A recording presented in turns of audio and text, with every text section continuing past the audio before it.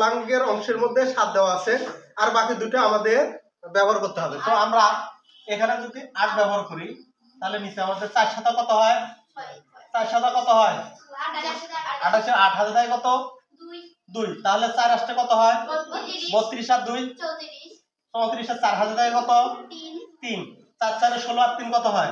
19। আমাদের অঙ্ক বনে গেছে। তারপর 7 7 কত হয়? 49। আমরা কত লিখব? 9 হাতে থাকবে কত? 4 না, আচ্ছা। তারপর দেখো হাতে থাকবে কত? 4। এখন দেখো 7 8 কত হয়? 56 আর 4 60। হাতে থাকে কত? 6 4 7 হচ্ছে 28 28 আর 6 কত হয়? 34। এখন আমরা যোগ করে দিব। আর 3 হাত থেকে 1 10 এর শূন্য হাত থেকে কত? 1। তাহলে 4 এর 5 রেখে 6 আর এখানে হবে 3। এটাই আছে। বুঝতে পারছেন? এরকম কোন অঙ্ক থাকলে পারবেন না করতে?